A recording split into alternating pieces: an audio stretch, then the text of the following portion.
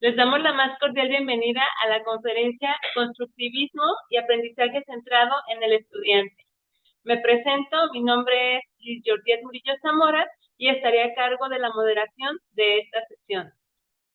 En cuanto a la dinámica, tal como se han llevado a cabo las sesiones anteriores, contaremos con dos momentos. En el primero, se desarrollará la conferencia magistral y posteriormente se realizará una actividad de sensibilización relacionada con el modelo educativo y esta estará a cargo del facilitador. A quienes nos acompañan, de la manera más atenta, les pido que mantengan su micrófono en silencio y consideren que la comunicación será únicamente a través del chat de Zoom. Cualquier pregunta, comentario o duda que tengan, deberán externarlo usando esa herramienta. Les recuerdo que la duración de la conferencia es de 1 hora.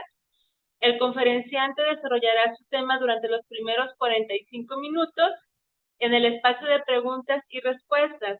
Tomaremos las 3 preguntas más frecuentes y si existiera algún problema técnico, deberán dirigir su duda o pregunta al chat buscando al usuario que tiene como nombre apoyo técnico. Ahora sí, les presento al doctor César Augusto García Vitia, nuestro conferenciante del día de hoy. El doctor es licenciado en psicología, el doctor es licenciado en psicología, maestro en psicología aplicada con énfasis en educación y maestro en bioética por la Universidad de Colima. Obtuvo el grado de doctor en psicología por la Universidad de Guadalajara. Los últimos 2 grados obtenidos han sido con mención honorífica. Cuenta con diplomados en ética para psicólogos, prácticas educativas con inteligencia artificial, habilidades digitales para la docencia y estrategias de intervención psicosocial. Actualmente se desempeña como profesor investigador de tiempo completo en la Facultad de Psicología de la Universidad de Colima. Cuenta con 21 años de experiencia en docencia de licenciatura y posgrado. Asimismo, coordina la maestría en psicología. El doctor es integrante del Sistema Nacional de Investigadores e Investigadores, miembro internacional de la APA, de la Academia Joven de México y del Colegio Oficial de Psicólogos del Estado de Colima. En reconocimiento a su trayectoria, recibió el Premio Estatal de Psicología 2025 en el área de investigación psicológica. Este fue otorgado por el Honorable Congreso del Estado de Colima y ha sido distinguido en 2 ocasiones con el Premio Peña Colorada. Su producción académica incluye 30 publicaciones arbitradas, entre ellas capítulos del libro, artículos en revistas científicas nacionales e internacionales y la coautoría de un libro colectivo. Además, mantiene una destacada labor de divulgación científica a través de medios como AF Medios, El Comentario y la estación Universo 94.9. Sus principales líneas de investigación son los procesos de salud y bienestar a lo largo del ciclo vital, el comportamiento ético y la toma de decisiones, así como los derechos humanos y la legislación en salud mental. Después de presentarles al doctor César Augusto, sin más preámbulos, le cedo el uso de la voz. Muchísimas gracias. Muy buenos días a todas y todos. Muchas gracias, Georgette, por la presentación. Muchas gracias también a la doctora Marta Chávez por la invitación a esta importantísima, esta importantísima capacitación que estamos teniendo todos los trabajadores y las trabajadoras de la universidad relacionada con el modelo educativo que vamos a implementar pues de aquí en adelante. Bueno, voy a compartirles mi presentación. Muy bien, muchas gracias. Pues como ya se comentaba, a mí me invitaron para hablar de este tema que es el constructivismo y el aprendizaje centrado en el estudiante, que como ya sabrán, pues es parte fundamental, es uno de los fundamentos del nuevo modelo educativo. Ayer, pues la maestra Adriana Mancilla nos hablaba del otro gran fundamento que es el humanismo. Y bueno, pues en conjunto, pues estamos tratando precisamente de impactar en una formación integral de nuestras estudiantes y nuestros estudiantes. Entonces espero poder transmitir, no, no es cierto, me estoy contradiciendo. Espero poder facilitar un poco de lo que a mí me ha gustado tanto del constructivismo desde que era un estudiante. Yo fui formado en el constructivismo desde la propia licenciatura. Me tocó un proceso precisamente de reestructuración curricular, innovador, por allá de 1999 en la carrera de psicología, que fue como la punta de lanza para la universidad y que, bueno, pues podríamos decir que poco a poco se ha ido permeando a los distintos departamentos o las distintas facultades, escuelas, esta visión sobre el aprendizaje. Así que bueno, espero poder también contagiar mi entusiasmo y mi interés sobre esto. Para empezar, vamos a imaginar eh, si ustedes tuvieran que describir este animalito que está en la fotografía a alguien que nunca lo ha visto, ¿cómo lo describirían? Piénsenlo un poquito. Si alguien quiere compartir en el chat cómo es que describirían este animalito, voy a ver el chat.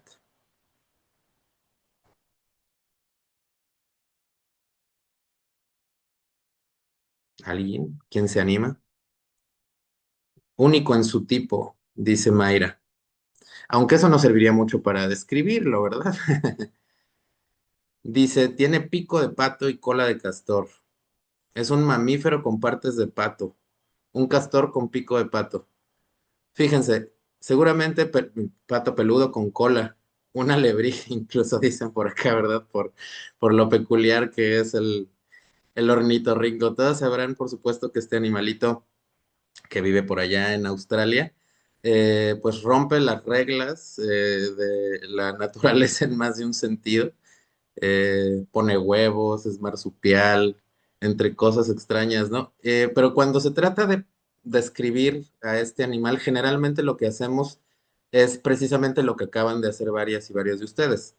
Empezar a describir en función de lo que ya sabemos.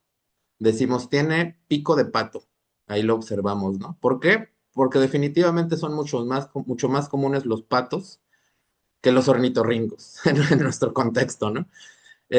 No hay muchos castores por acá por Colima, pero sin embargo es mucho más fácil reconocer su cola como una cola de castor que como una cola de ornitorrinco. Casi nadie va a decir, por ejemplo, el pato tiene pico de ornitorrinco o el castor tiene cola de ornitorrinco, es al revés. Y esto tiene que ver, pues, precisamente con que nosotros, al final de cuentas, pues tenemos experiencias previas que nos ayudan a entender lo que estamos conociendo en algún momento de nuestras vidas, ¿no? Por eso decimos que tiene pico de pato, que tiene cola de castor, etcétera, etcétera, que es una mezcla, ¿no? De distintos animales. Así que con este pequeño ejercicio introductorio, creo que nos damos cuenta de que al final, eh, pues nosotros interpretamos a partir de lo que ya conocemos, ¿no? Ayer decía la maestra Adriana que, bueno, recordando a Sócrates, ¿no? Sócrates decía que él, pues, consideraba que no sabía nada, ¿no? Y eso lo hacía, pues, con esa actitud humilde, pues, representaba precisamente una visión, pues, abierta al conocimiento. Pero en realidad Sócrates, más allá de la retórica, Sócrates estaba equivocado en el sentido de que todos sabemos algo. Eso sí, no hay que asumir que sabemos todo, eso sería arrogante. Sin embargo, todos sabemos algo. Incluso un bebé recién nacido ya se dice, desde las investigaciones relacionadas con la embriología, pues que hasta los bebés recién nacidos ya tienen algunas experiencias intrauterinas que ya tienen capacidad de guardar en su memoria, ¿no? Es decir, ya aprendieron algo incluso antes de nacer. Entonces, si bien un niño pequeño, una niña pequeña podría tener pues pocas experiencias y todo podría parecer nuevo, si no estamos hablando de recién nacidos o de niños muy pequeños, si estamos hablando de estudiantes universitarios, estudiantes de bachillerato, estudiantes de posgrado, evidentemente ya tienen una gran cantidad de experiencias que han vivido a lo largo de sus vidas y que esas experiencias les van a servir para interpretar lo que es nuevo en su día a día, ¿no? Partimos entonces de aquello que ya conocemos. Este es un principio importante, sin duda alguna, del constructivismo. No se aprende desde cero, pues siempre contamos con esos conocimientos previos.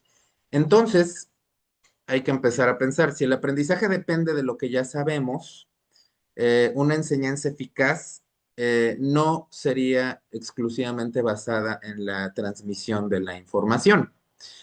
Tendría que ver también con otros aspectos como conocer qué es aquello que el estudiante o la estudiante, que el aprendiz o la aprendiz conoce previamente. Y en ese sentido, el constructivismo precisamente ha desarrollado toda una serie de premisas relacionadas con este proceso de construcción de la información. Ahí está el ornitorrinco ya en su versión peluchito. El modelo educativo, como ya nos han platicado, el rector el lunes, la maestra Adriana ayer, pues tiene distintos elementos, distintas dimensiones. Uno de los aspectos clave entonces son estos fundamentos del modelo educativo, el humanismo que nos platicaban ayer y hoy el constructivismo, que se integran en la formación que debe de desarrollar un estudiante a lo largo de su trayectoria, precisamente una formación integral, ¿no? El constructivismo, nos dice el modelo, pues ve el aprendizaje como un proceso activo, contextual y social. Y eso es parte de lo que vamos a abordar hoy. Considera el proceso y también el resultado del aprendizaje. Es decir, no solamente se trata de llegar a un producto, a un fin, sino también el camino que se sigue para llegar a ello. Y también el constructivismo pues genera experiencias significativas como parte del proceso de enseñanza-aprendizaje. Vamos a ahondar entonces en algunos de estos puntos, espero que de una manera ilustrativa, una manera que nosotros podamos pues precisamente llevarnos de manera significativa algunos de estos conceptos y de algunas premisas del paradigma constructivista. Para empezar, ¿por qué se llama constructivismo? Bueno, de nuevo, igual que con el ornitorrinco, creo que si pensamos en la palabra constructivismo, luego nos llega a la mente la idea de construir. Y efectivamente, esa fue la intención que se tuvo cuando se habló de constructivismo dentro de las teorías del aprendizaje. Esta analogía, esta metáfora de que se construye y no solamente se adquiere el aprendizaje, el conocimiento, ¿no? Cuando nosotros pensamos en construir, evidentemente nos imaginamos construcciones, pues de casas, de edificios, de distintos tipos, ¿no? Y esa es la analogía, esa es la metáfora que vamos a platicar, con la que vamos a practicar nuestro proceso de enseñanza-aprendizaje constructivista. Cabe resaltar que el constructivismo pues representa que el aprendizaje, o mejor dicho, el conocimiento, no se recibe de manera terminada. Es decir, no es que yo pueda pasar como si fuera a través de una memoria USB un contenido a la mente del estudiante o del estudiante, sino que el estudiante de manera activa, sus procesos mentales construyen el conocimiento y puede modificar, puede eliminar, puede sumar cosas a aquello que está experimentando, a aquella experiencia que pudiera convertirse potencialmente en un aprendizaje.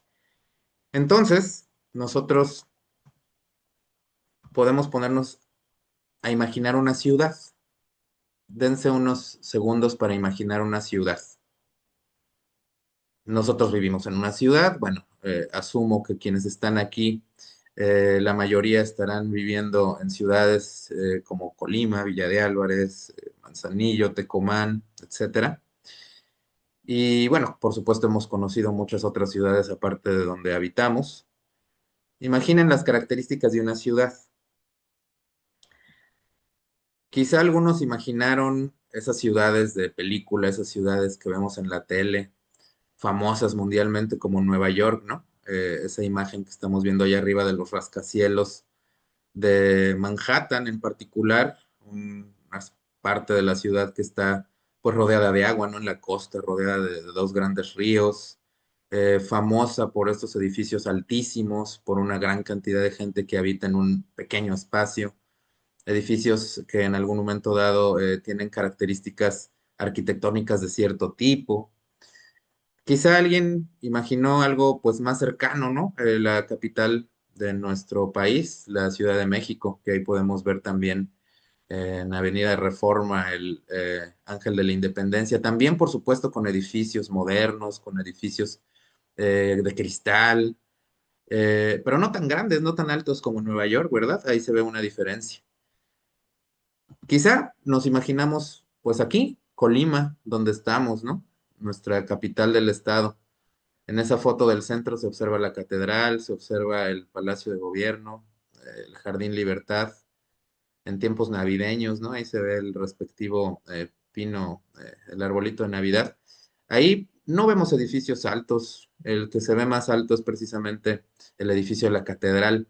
No se ve para nada como la Ciudad de México, mucho menos como Nueva York. Si nosotros conocemos la ciudad, sabemos perfectamente que no hay grandes edificios, las construcciones son muy diferentes a las de las otras dos ciudades anteriores. E incluso podríamos imaginarnos algo más pequeño. Aquí está una foto de Comala, ¿no? Comala que lo seguimos concibiendo quizá como un pueblo, ¿no? Un pueblo mágico, decimos. Pero en realidad, pues ya técnicamente es una ciudad por la cantidad de habitantes y demás. Y notamos por ahí en esta fotografía que igual que en Colima, pues la iglesia es la que parece más alta.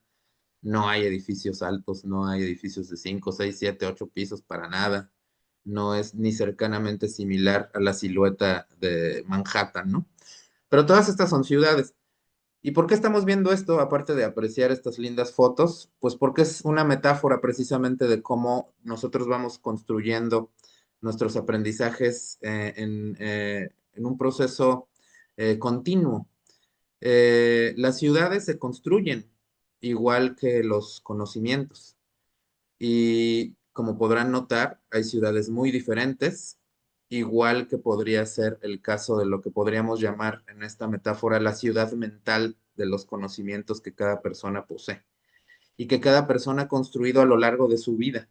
Por supuesto, esto basado en su experiencia que es única e irrepetible.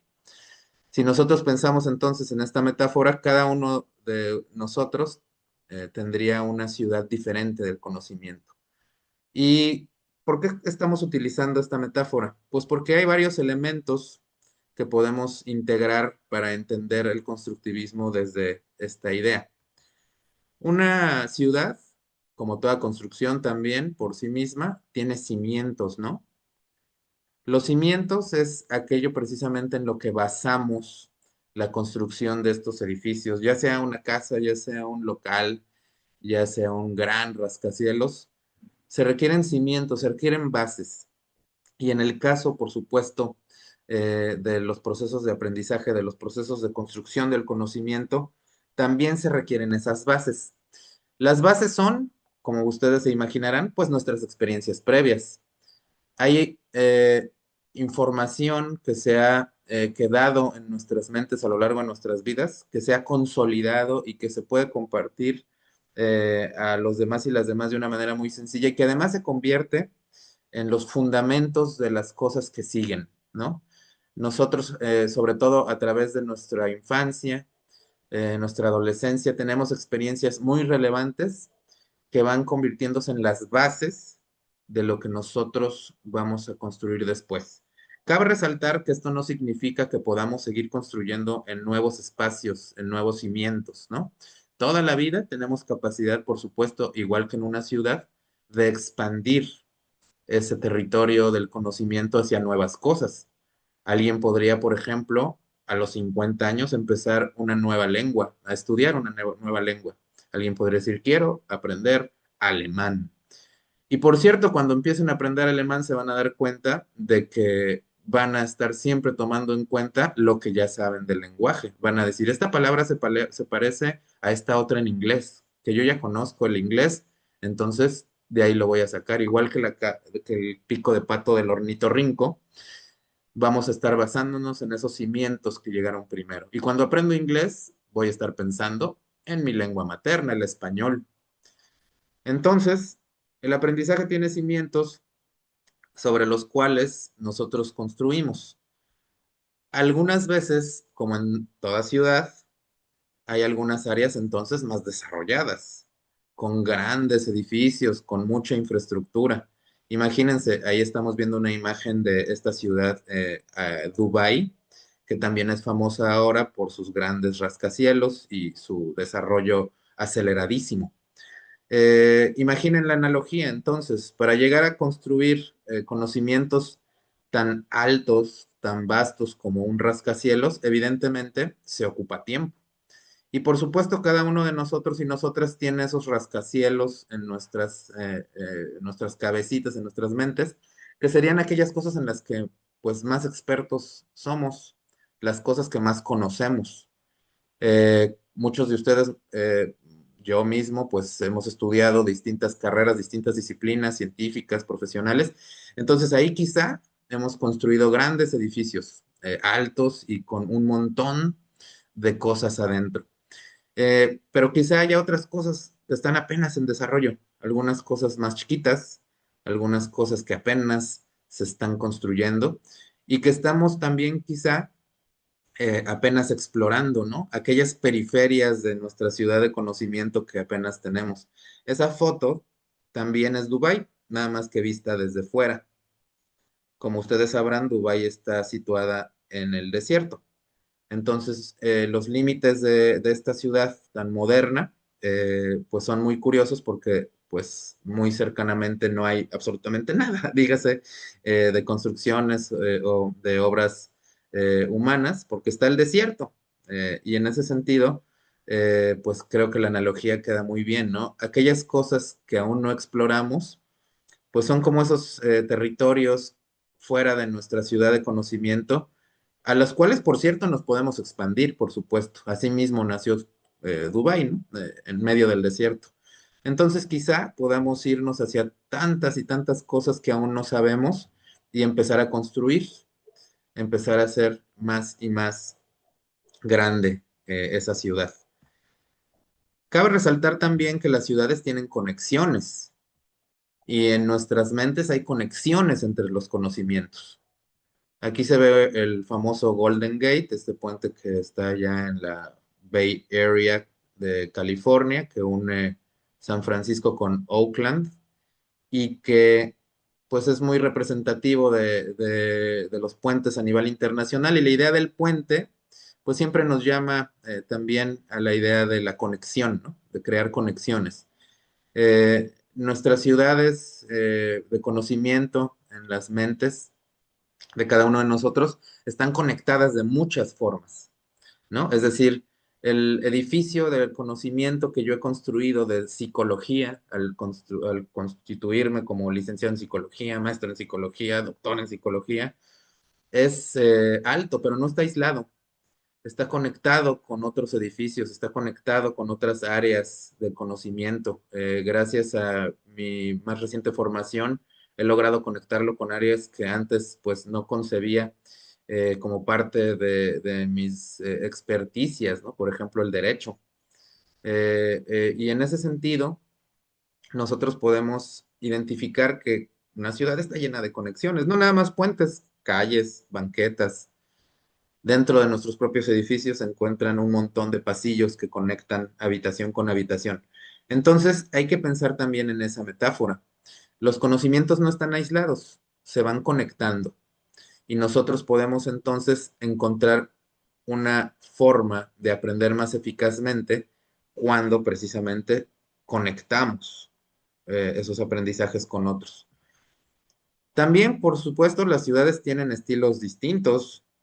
Aquí esta idea de una ciudad modernísima como Dubái podría contrastar con una ciudad como la Ciudad de México. Aquí tenemos una imagen, hace unos días estaba por ahí precisamente enfrente del Palacio de Bellas Artes, eh, que podemos ver en esa fotografía, pues estilos muy distintos arquitectónicos entre sí. Eh, una ciudad diferente, sin duda alguna, a Dubái o a las anteriores que habíamos visto. Y entonces, cabe resaltar que cada uno de nosotros, cada una de nosotros, también tiene estilos diferentes de aprender, estilos diferentes de construir sus ciudades. Algunas podrían ser, quizá imagínense, ¿no? Una construcción barroca como una iglesia virreinal, otros podrían ser modernos rascacielos. En el caso de las ciudades, podemos encontrar una mezcla de todas estas cosas. Y de hecho, todo esto tiene que ver con lo que dice acá, las influencias culturales diversas. Justamente en esa imagen de la Ciudad de México podemos ver estilos arquitectónicos. Ahí disculpen que estoy hablando de cosas que no, probablemente no soy experto porque no soy arquitecto, pero pues es fácil de reconocer los distintos estilos que están en los edificios de esa fotografía. El Palacio de Bellas Artes, decían, ¿no? Inspirado en lo francés, el Art Nouveau, ese afrancesamiento que trajo la fase del porfiriato, pero allá también vemos pues el rascacielos emblemático de la Torre Latinoamericana, con su arquitectura modernista, y a un ladito vemos un edificio Art Deco, ¿no? Donde está por ahí algunas tiendas de conveniencia y librerías famosas. Entonces ahí se nota, por supuesto, que en nuestras ciudades, tanto físicas como mentales, hay una gran influencia de las culturas. Entonces nosotros no estamos pues desarrollándonos en el vacío. Nosotros estamos rodeados de la cultura, estamos rodeados de las demás y los demás. Y el tiempo va, por supuesto, también dejando una huella en la forma que construimos nuestro aprendizaje. En ese espacio de la Ciudad de México se ve precisamente cómo pasó el tiempo arquitectónicamente hablando, ¿no? De más de un siglo del Palacio de Bellas Artes hacia el Art Deco, o hacia la Torre Latinoamericana y su arquitectura moderna.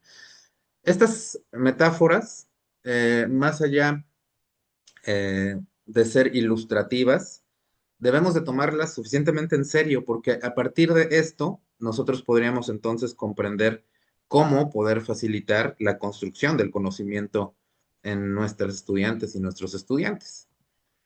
Igual que una ciudad real, nuestra ciudad mental no es idéntica a ninguna otra, ¿no? O sea, no vamos a encontrar dos ciudades iguales. Igual que una ciudad real, no han terminado de construirse estas ciudades. Están en proceso de construcción. Incluso eh, cambian constantemente, ¿no? Las ciudades entonces siguen transformándose, nuestro conocimiento sigue transformándose y así como se pueden construir, también se pueden deconstruir, cabe resaltar. Aquí no puse ninguna foto de un edificio demoliéndose, pero también pueden existir condiciones donde hay una reestructuración significativa de ciertas áreas de una ciudad y también así que podría verlo en una reestructuración en nuestras mentes. Cabe resaltar, eso sí, que a diferencia de las ciudades reales, el conocimiento puede expandirse indefinidamente, ¿no? Las ciudades reales podrían tener quizás ciertos límites, ¿no? Manhattan, por ejemplo, pues no puede construirse más allá de los ríos, aunque si fuéramos más allá, que quizá Dubái ha roto ese tipo de problemas porque crean sus islas artificiales y siguen construyendo en el mar, ¿no? Pero bueno, aquí la idea es, al final de cuentas, simbólica, ¿no? Nuestra ciudad mental puede expandirse indefinidamente hasta que tengamos capacidad. El modelo educativo entonces plantea que el aprendizaje es una construcción y reconstrucción permanente del ser humano, resultado de la interacción entre experiencias previas, emociones, cognición y contexto social. Ya ayer que se hablaba del humanismo, se consideró como uno de los aspectos más importantes a las emociones. Hay que entender una cuestión clave. El aprendizaje integra no solamente aspectos racionales y cognitivos, también integra el aspecto emocional. Y por supuesto, esto siempre se da dentro de un contexto social. El aprendizaje no se da, insisto, de manera aislada. El aprendizaje se da en presencia real, imaginaria o implícita de las demás y los demás. Es decir, aunque no haya nadie a nuestro alrededor, la sociedad está a través de nosotros y a través de lo que ha creado. Entonces, esta idea del constructivismo fue sumamente innovadora en la historia de los paradigmas, de las formas de entender el aprendizaje, pero no es la única visión que ha existido sobre cómo aprender. De hecho, existen distintos tipos de aprendizaje. Históricamente hablando, pues hace más de un siglo se identificaron procesos como el aprendizaje por asociación o el aprendizaje por condicionamiento, ya sea clásico u operante, que son teorías propias del paradigma conductista. Probablemente todos y todas han oído de esto.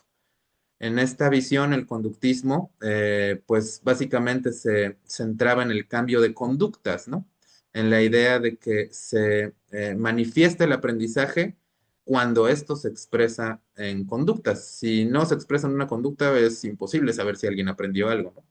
Y bueno, las visiones conductistas, pues mencionaban que se puede aprender, ya sea por asociación de estímulos, como lo demostró aquel ruso Iván Pavlov al asociar un estímulo con otro en perritos en un laboratorio, pero también se puede a través de asociar causas y efectos, ¿no? Como sería el caso del aprendizaje por condicionamiento operante, cuando un animal o un humano identifica que tras realizar una acción obtiene una recompensa, entonces dice la ley del efecto, buscará repetirlo si es que esa pues recompensa es deseable, ¿no? Igualmente diría que si en algún momento dado el efecto de una conducta es negativo, provoca dolor, provoca alguna clase de efecto indeseable, entonces lo solemos llamar castigo esto, entonces se va a dejar de realizar esa conducta porque no quieres ese efecto. Así lo describió Skinner, ¿no? Estos mecanismos de aprendizaje, cabe resaltar, son totalmente reales. Aplican efectivamente para humanos y para animales no humanos. Sin embargo, el detalle es que no solo así aprendemos. Uno de los problemas que se ha visto en la ciencia, y particularmente en este caso en la psicología, es que ha habido pues cierta arrogancia, ¿no? De las y los autores en decir que solo de cierta manera funciona algo. Y bueno, pues no es así. El aprendizaje, si bien estas teorías son totalmente certeras, no son las únicas formas en que nosotros podemos aprender. Y así fueron surgiendo nuevos paradigmas, nuevas formas de entender el proceso de aprendizaje, como es el caso del cognoscitivismo o cognitivismo, esta perspectiva que ve diferente el aprendizaje a la conexión entre un estímulo y una respuesta conductual, en este caso pensando en la idea de procesar información, el procesamiento de información como un aspecto clave. ¿Por qué? Porque ya le dan un lugar a la mente y ya le dan un lugar a las distintas cosas que están relacionadas con el aprendizaje. Por ejemplo, los sentidos, la atención, la memoria, la capacidad de recuperar recuerdos. Todos esos aspectos han sido desarrollados, investigados desde la visión cognitivista a lo largo de un siglo.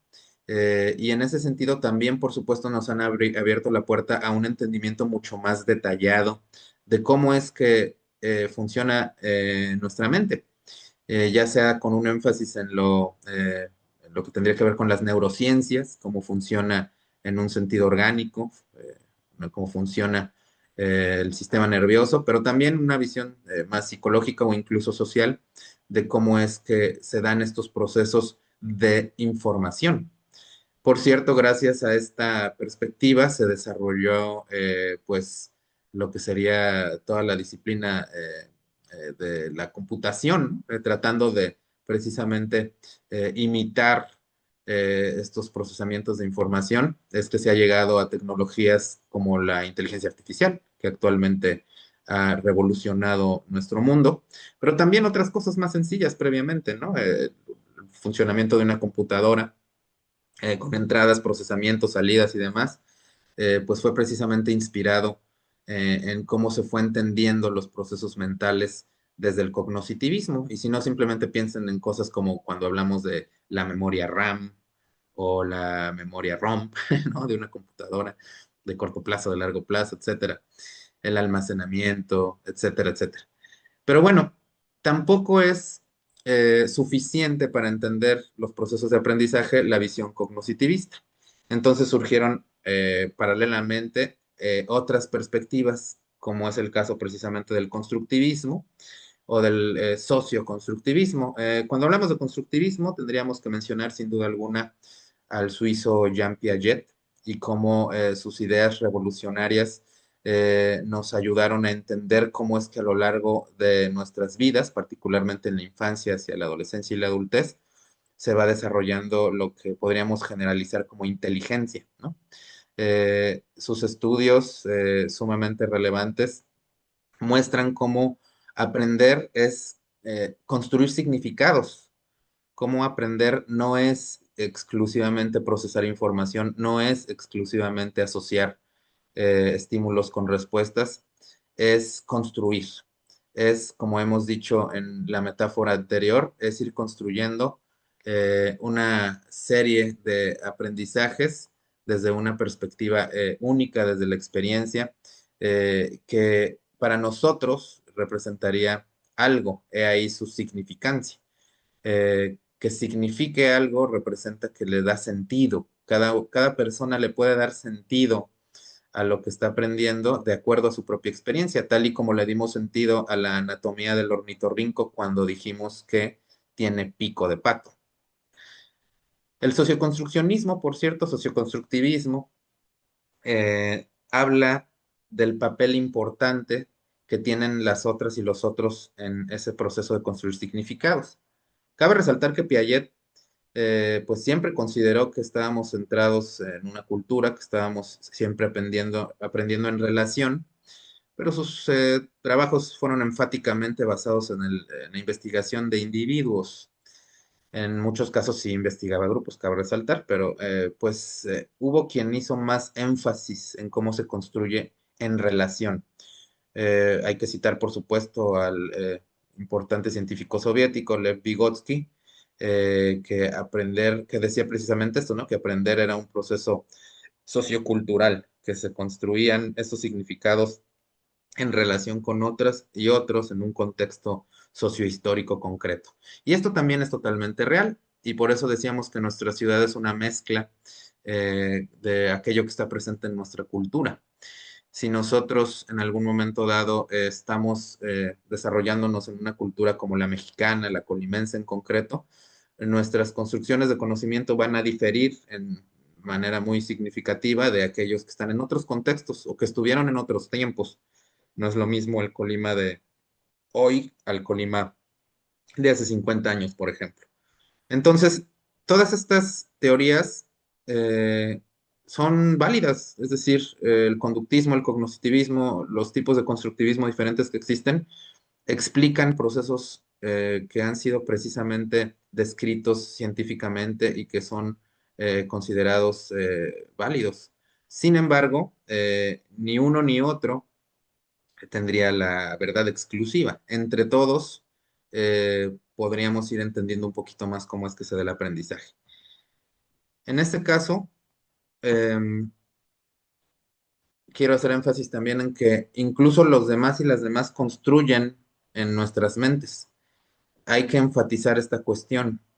Em, Nosotros como, bueno, muchos de nosotros como docentes, tenemos un papel relevante en la construcción de los conocimientos de nuestros estudiantes y de nuestros estudiantes, porque precisamente en la psicología se ha identificado que tenemos un papel en la construcción de esos conocimientos. No es un trabajo que le quede exclusivamente al aprendiz o a la aprendiz. Ejemplos de ello están, por ejemplo, el modelamiento, este proceso de aprendizaje en que alguien simplemente por observar a otra persona haciendo algo, lo imita, ¿no?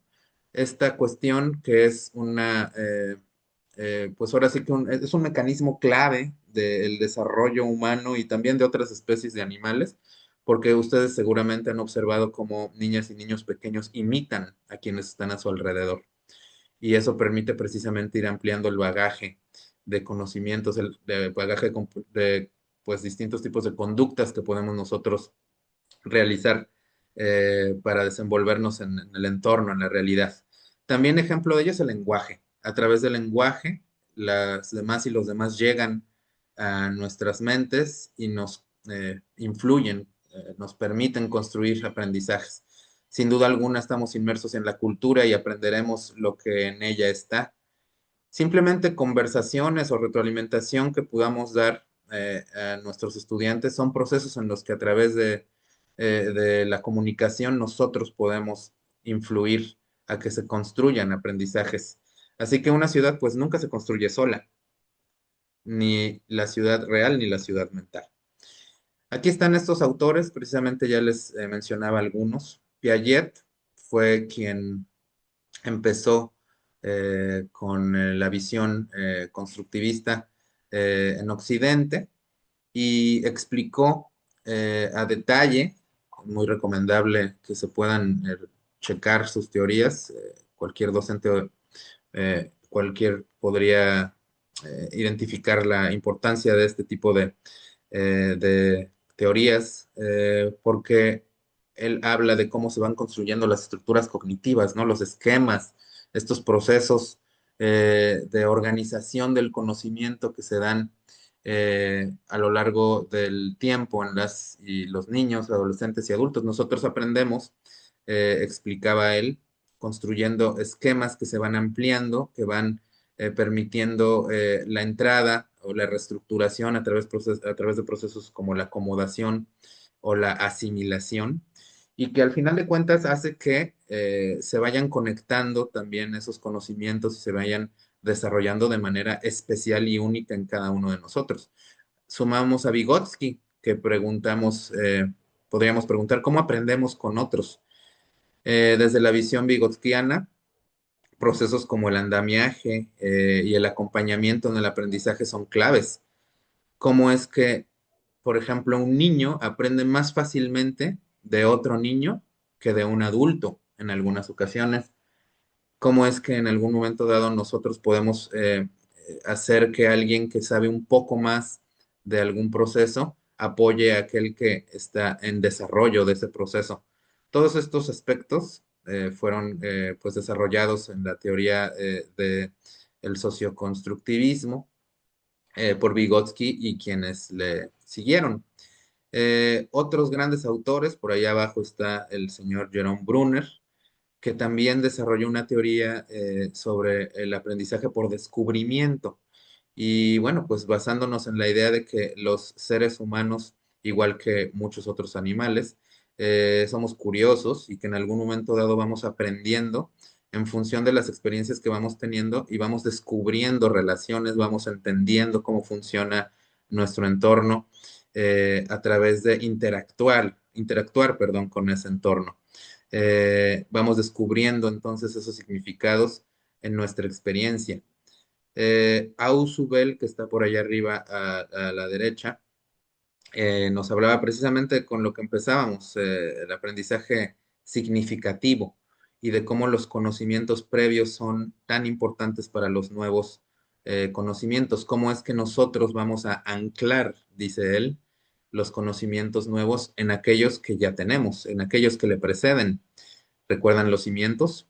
Entonces, cuando nosotros hablamos de un aprendizaje significativo, es aquel que va a perdurar en el tiempo, en nuestra memoria a largo plazo, precisamente porque se le da significado y eso precisamente surge de la idea de que puede conectarse con conocimientos previos que ya son relevantes previamente, valga la redundancia. Por ahí también está la fotografía de un latinoamericano, ¿no? De Paulo Freire, que integra muchas de estas ideas y aporta más también al ámbito de la educación, por ejemplo, enfatizando en la relevancia de los contextos. Él, eh, cuando trabajaba en alfabetización en Brasil, se daba cuenta de que los libros tenían un montón de cosas de contextos externos, ¿no? Europeos, norteamericanos. Hablaban de manzanas cuando un niño brasileño del campo de los años 50 quizá nunca había visto una manzana en su vida. Entonces, él habla de la relevancia de contextualizar la educación, de hacer que lo que se aprenda tenga que ver con las experiencias de las personas, tenga que ver con lo que están viviendo, con lo que es común, lo que les es familiar. Y en ese sentido será mucho más fácil que se aprenda. Así es como él logró la alfabetización en un tiempo récord, podríamos pensar, ¿no? Quizá en esta época del Internet y de los conocimientos a la mano, podríamos pensar que hay facilidad para todos y todas de conocer sobre cualquier cosa, pero no dejamos de estar en un contexto y esos contextos son importantes explorarlos desde la visión de un docente que quiere generar procesos de construcción de conocimiento. Freire también critica a la que llamó la educación bancaria, ¿no? Esta idea de que el conocimiento se deposita y que el estudiante recibe el conocimiento terminado. Eh, Esto, pues, precisamente va en contra de lo que hemos estado platicando, ¿no? Nosotros no podemos entonces simplemente tomar el conocimiento, enseñarlo al estudiante, quien lo va a tomar de manera, pasiva. Sin embargo, esto puede seguir existiendo en la universidad, ¿no? Nos podemos hacer esta pregunta: ¿cuánto de esto podría seguir aún ocurriendo en nuestra universidad? Y hay que enfatizar entonces que el modelo educativo, pues, enfatiza que el profesorado debe de dejar de ser un transmisor y debe de pasar a ser un mediador, un orientador, un diseñador, una mediadora, un orientador, una diseñadora de experiencias formativas. Y he ahí el reto.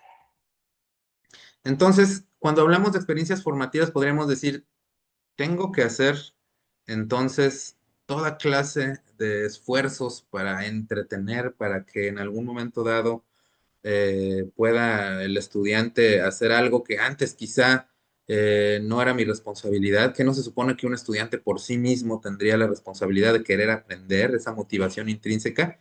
Sí, sí, claro, pero pues aprender no significa tampoco, perdón, este proceso no significa que el estudiante haga lo que quiera o que el docente desaparezca o que ya no haya exigencia. Más bien significa que se deben de considerar conocimientos previos, se debe de considerar el contexto o los contextos que suelen estar integrados en sistemas complejos. Tienen que considerarse los intereses de las y los estudiantes y también de nosotros. Hay que considerar las trayectorias pasadas y futuras que se proyectan, y también considerar la diversidad que existe entre nosotros y nosotras. Y por eso sería muy relevante, por ejemplo, que nos interesáramos en cómo los estudiantes ven el mundo, en cuáles son sus hobbies, en qué juegos les gusta jugar, cuáles son sus gustos, anclar estos procesos en emociones y en experiencias que en algún momento dado pudieran dejarle algo a largo plazo a los estudiantes. ¿Por qué? Porque aprendemos mejor de aquello que conecta con algo que nos importa.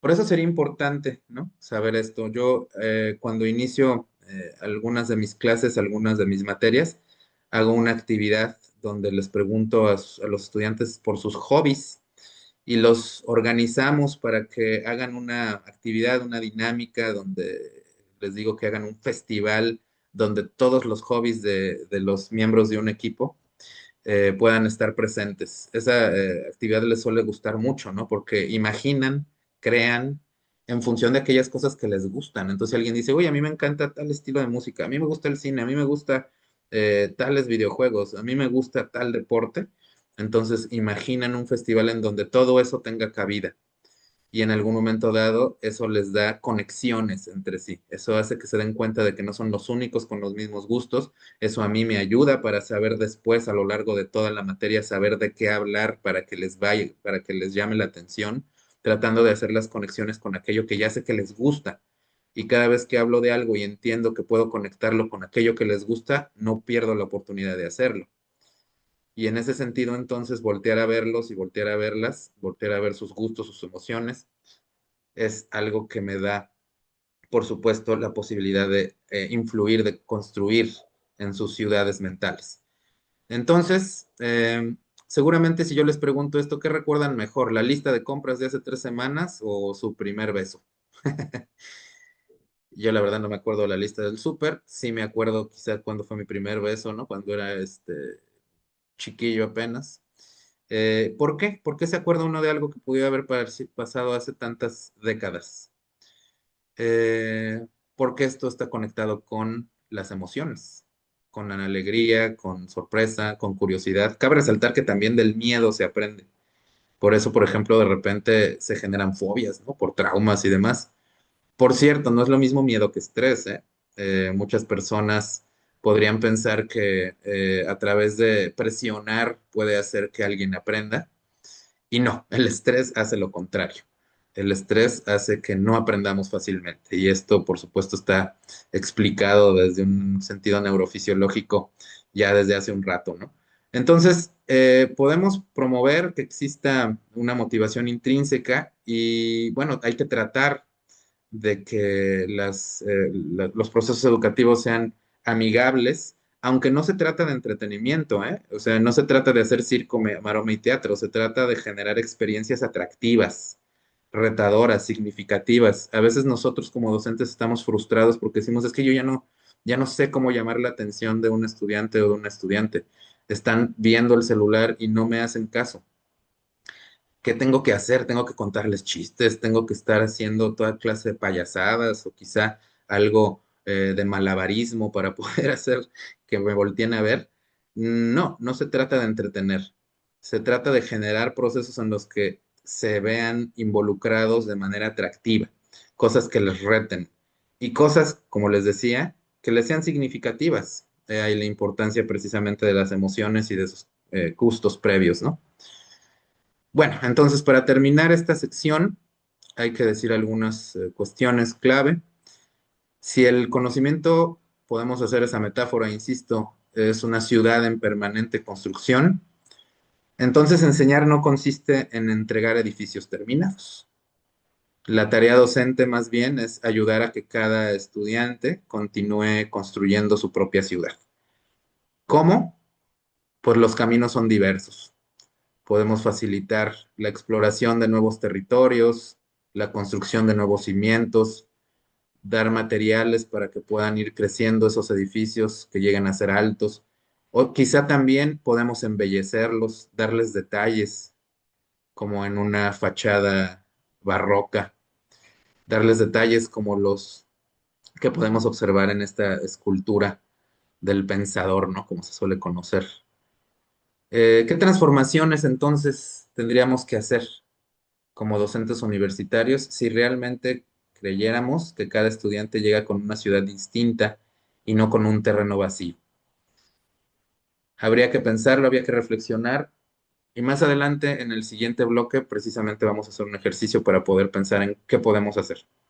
Por lo pronto, eh, paro aquí para hacer el corte e identificar si hay alguna pregunta o algún comentario. Muchas gracias. Muchas gracias, doctor.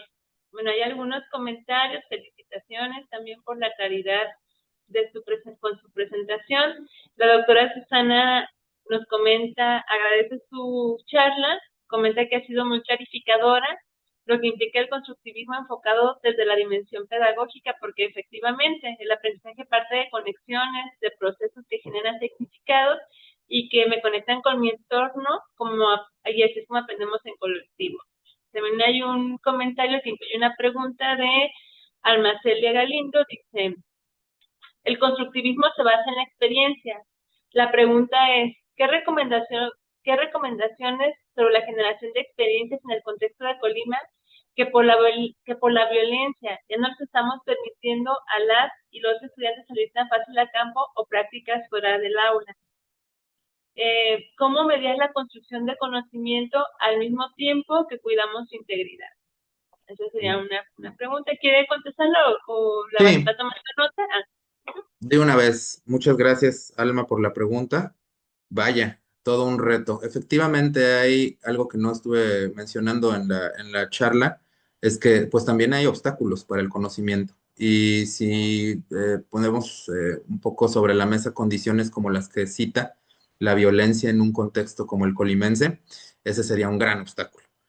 Sobre todo para precisamente prácticas de campo, aquellas libertades que quizá antes podíamos tener de irnos a los barrios, irnos a la calle, hacer toda clase de trabajos y que ahora pues no podemos simplemente permitir que se hagan con la misma libertad por el riesgo que podía implicar. Acá en la Facultad de Psicología también lo sabemos muy bien, nuestras prácticas antes podían ser en lugares que ahora ya no pueden ser así. ¿Cómo hacerle? Bueno, pues es ahí donde tenemos que ponernos a pensar en soluciones creativas. Están desde las posibilidades de trabajar en entornos controlados, es decir, en el aula, en las escuelas, dentro del campus universitario.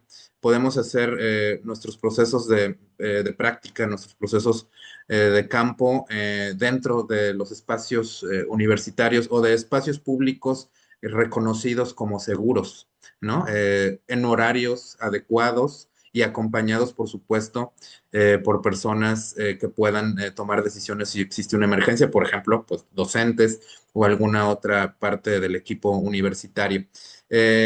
Los límites, pues sin duda alguna los podemos expandir si podemos pensar en esas alternativas, porque también, aunque no tiene mucho que ver con el constructivismo, pero sí tiene que ver con las condiciones sociales, cuando empezamos a sentirnos prisioneros por este tipo de fenómenos, estamos dejando ganar, ¿no? En este caso, a la violencia. Entonces, también hay que empujarla, por supuesto, de manera responsable, hacia afuera de nuestra vida hasta poder eliminarla en lo posible. Entonces, creo que existen alternativas, existen formas de hacerlo con seguridad. Es cuestión de pensar en qué tipo de actividades se tienen que realizar, cómo acompañar, cómo brindar seguridad, cómo brindar pues, condiciones apropiadas.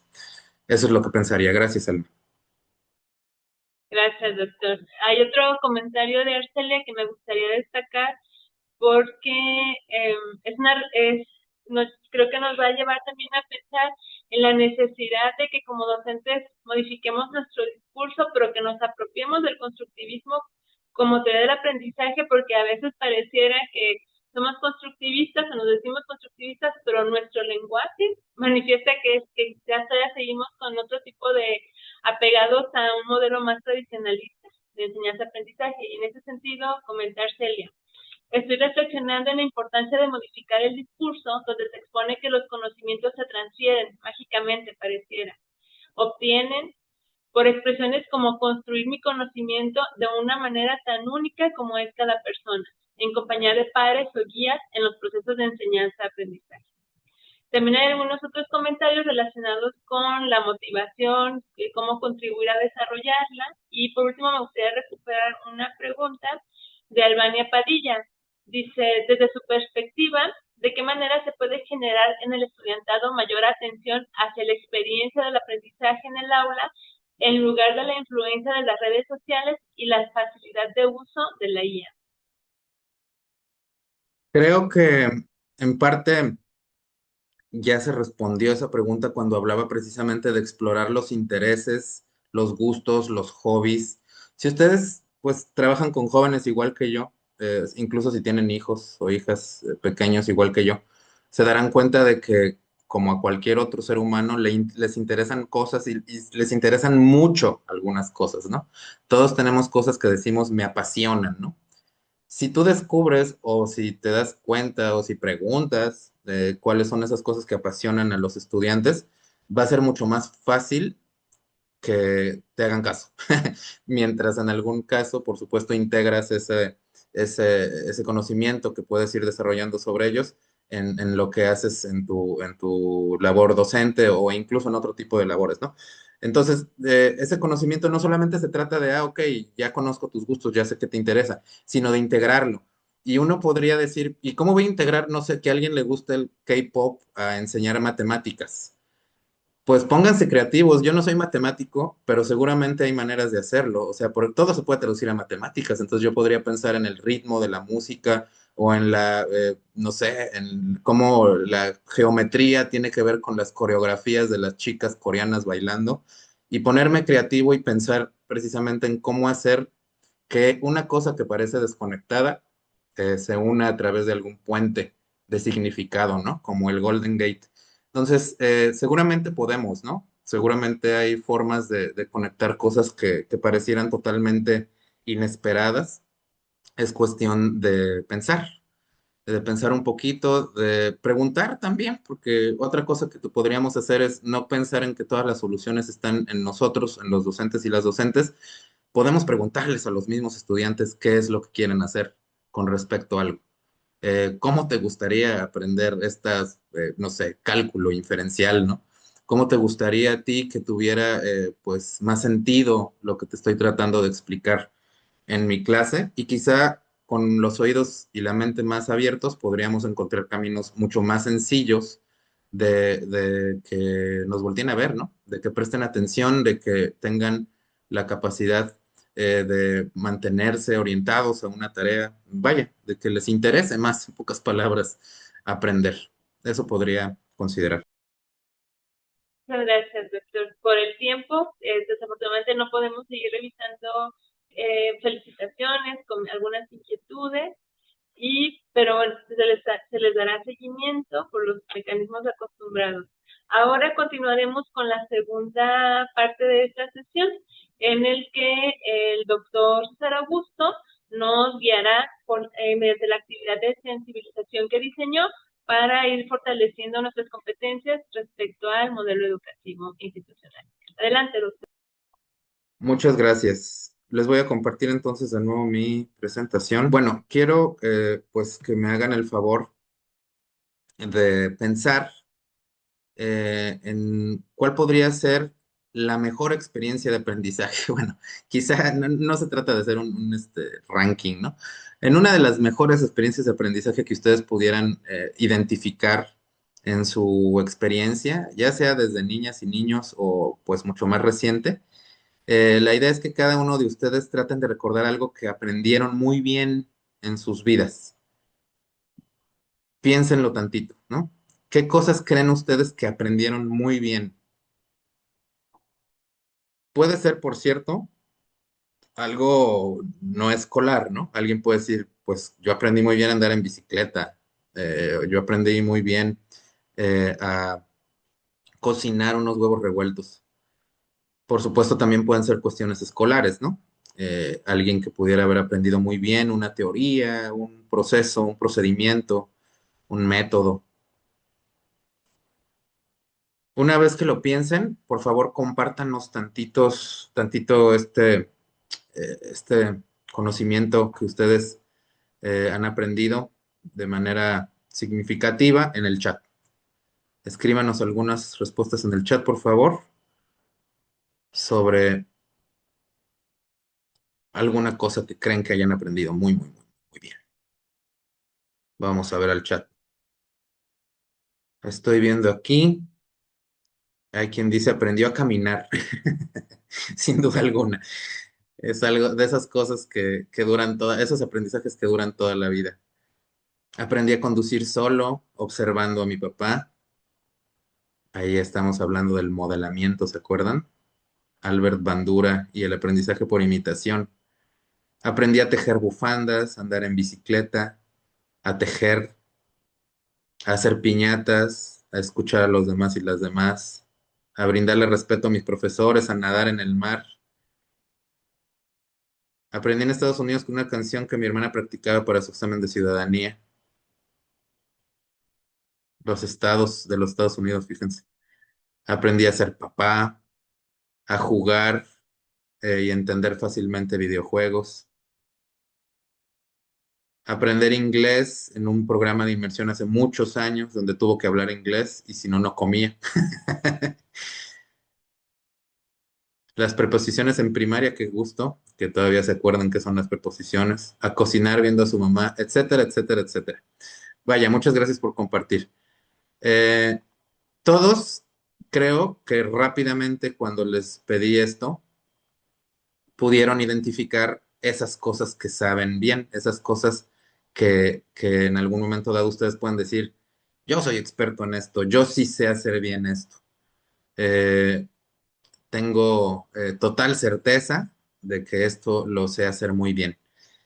Por fortuna, no somos los únicos. Todos y todas tienen precisamente ese tipo de experiencias.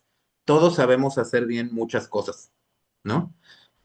Y la cuestión aquí ahora es ponernos a pensar, ¿y cómo le hacemos? ¿Cómo se le hace para que alguien pueda aprender bien, ¿no? Eh, para que alguien pueda llegar a tener esas experiencias así de significativas que perduren desde la primaria hasta hoy, desde la infancia hasta hoy, desde cuando era un bebé apenas como caminar hasta hoy. Entonces, la pregunta sería, ¿por qué lo aprendieron? No sé si aquí ya se pueda que alguien responda con sus micrófonos abiertos, que alguien pueda responder. ¿Por qué cree aprendieron eso que aprendieron? A ver, quien haya levantado la mano, hable, por favor. La mano. Maritza, adelante, por favor. Hola, ¿qué tal? Buen día a todos y todas. Bueno, yo hice una reflexión sobre la forma en la que aprendí a cocinar y me di cuenta que mi mamá utilizó mucho del enfoque constructivista para enseñarme a cocinar.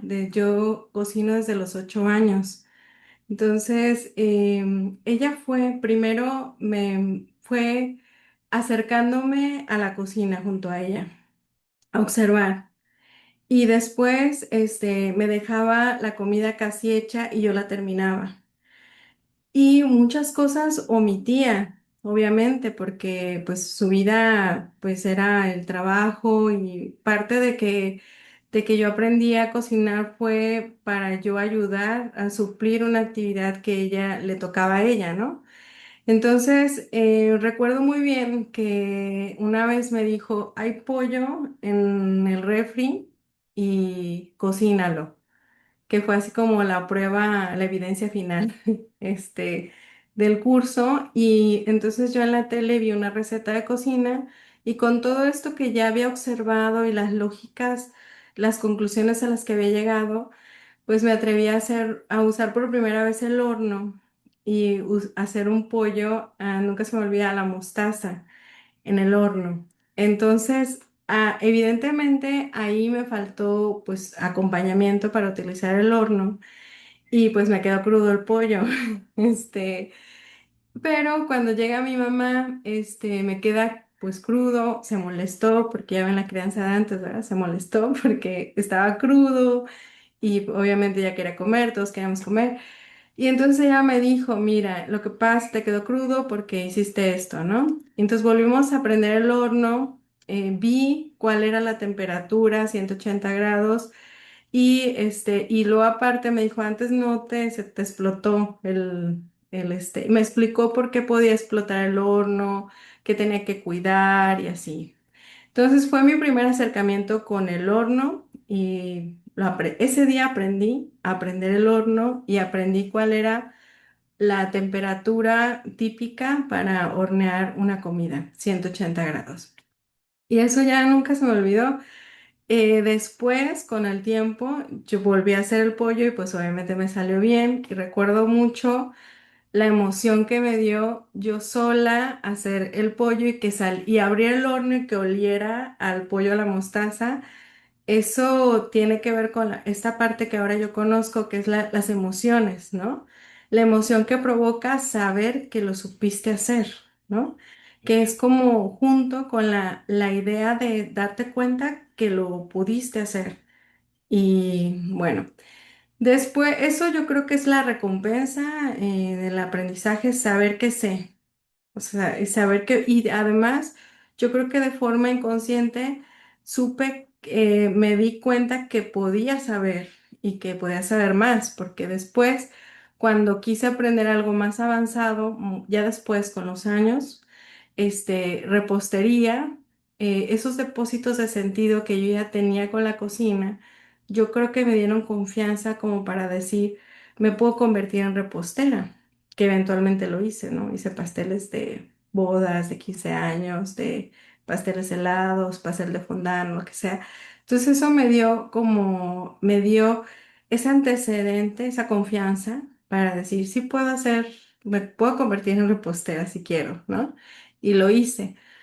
Y bueno, pues esta es mi experiencia. Varias formas, pues me extendería, pues haría otra conferencia, pero varias formas en las que mi mamá participó en que yo me acercara a la cocina, pues tienen que ver precisamente con esta perspectiva teórica, ¿no? Pues acercarnos a la práctica, este, modelarnos cómo se hace, el papel de la observación. Hace rato decía la doctora Xochitl en el chat que la pedagogía es ciencia y arte, pues sí, o sea, porque de alguna forma en la cocina yo me acerqué al conocimiento científico, o sea, supe que había técnicas, que hay cosas que se tienen que cuidar y si no se cuida, pues falla el experimento de la cocina.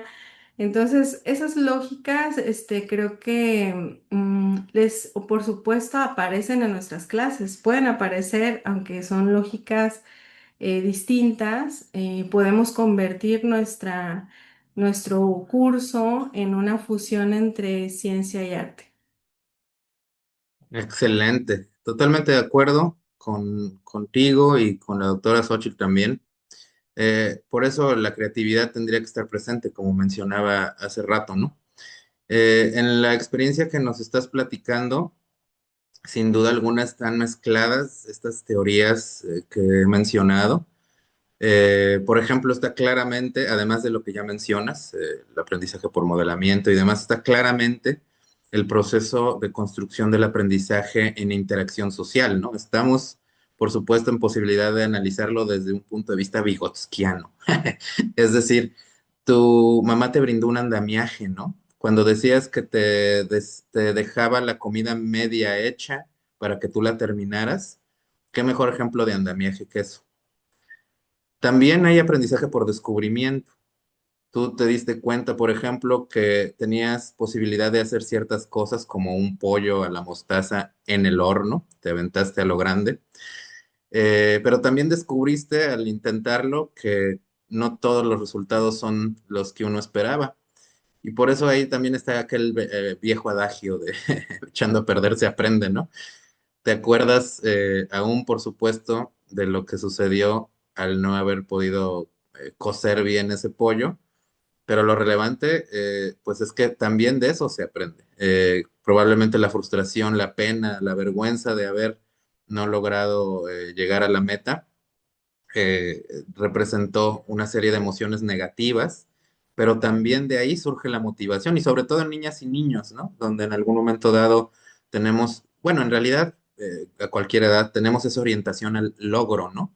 Todo esto que estás platicándonos podría enmarcarlo en esa motivación tan humana como es la motivación al logro.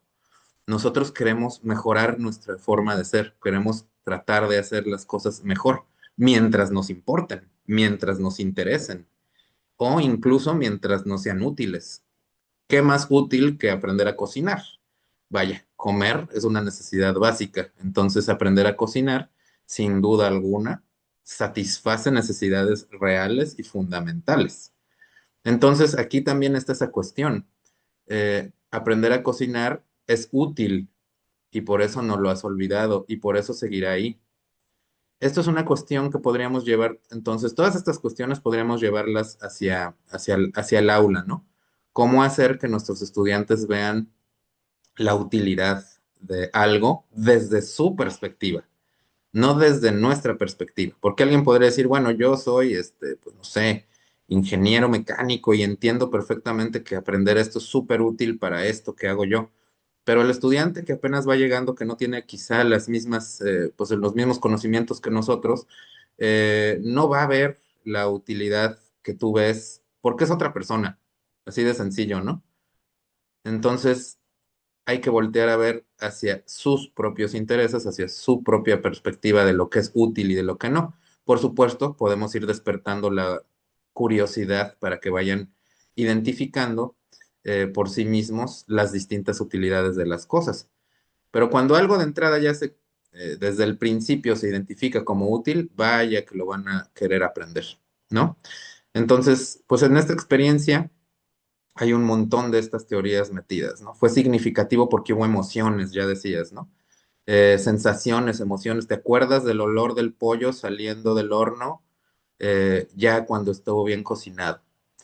Las sensaciones, junto con las emociones, pueden perdurar décadas y décadas, como aquel primer beso que preguntaba hace rato, precisamente porque son relevantes. Cabe resaltar que no podemos hacer que en los procesos educativos todo sea igual de relevante que el primer pollo al horno o el primer beso. Claro que no, es muy difícil, pero sí que tengan al menos una relevancia suficiente y enfatizar en aquello que realmente vale la pena para que perdure a lo largo de la vida y que no sea simplemente para que los estudiantes o las estudiantes se lo queden en la mente a corto plazo para poder transmitir ciertas ideas en un examen de respuesta de opción múltiple, porque eso no representa lo que deseamos de la educación. ¿Alguien más que levante la mano por ahí? Tenemos la mano de Mirna Fátima Ramírez. Adelante, por favor. Hola, ¿qué tal? Muy buenos días a todos. Les quiero compartir un aprendizaje, desaprendizaje y reestructuración con creatividad de la forma de comunicación. Yo soy de formación médica, cirujana y partera. Durante mis años en la facultad, pues nos enseñan múltiples tecnicismos que pareciese que de repente que hablamos otro idioma entre médicos. Nos sirve para estar en contacto con la información que viene en artículos, libros y demás, y es muy funcional. Cuando estamos ya con el contacto con pacientes, pues hay que interrogarlos para saber qué les aqueja. Durante nuestra formación, pues tratamos con pacientes a nivel hospitalario y hasta ahí el lenguaje pues había sido muy eficiente para la comunicación con ellos. Sin embargo, cuando nos envían o tenemos que hacer nuestras prácticas profesionales, pues nos vamos a zonas rurales, donde de acuerdo a los contextos socioculturales limitados, de repente la comunicación también tiene sus propios tecnicismos, tiene sus propias formas coloquiales de comunicación que de repente podemos darles nosotros otro significado o lo que nosotros les hablamos, ellos pueden darles otro significado y que es muy importante establecer vías de comunicación muy específicas porque a través de la información recabada podemos diseñar un diagnóstico entre la frustración por no entenderles, entre la frustración de ellos que de repente no nos entienden, pues hay que crear pues nuevos espacios de comunicación, nuevas formas. Una vez que se ha logrado, de repente nos encontramos que trazamos una receta maravillosamente hermosa, pero el paciente no sabe leer y escribir. Ahora, ¿cómo le comunico? ¿Qué pastillas se tiene que tomar? ¿A qué hora del día?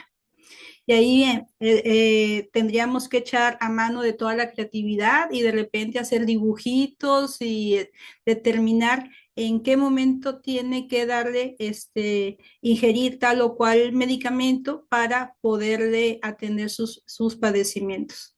Realmente el trabajar con los contextos nos permite pues realmente darnos cuenta que muchas de las cosas que aprendemos dentro de nuestras aulas, pues no son aplicables en su totalidad de acuerdo a los lugares donde vamos a enfrentar nuestras habilidades profesionales.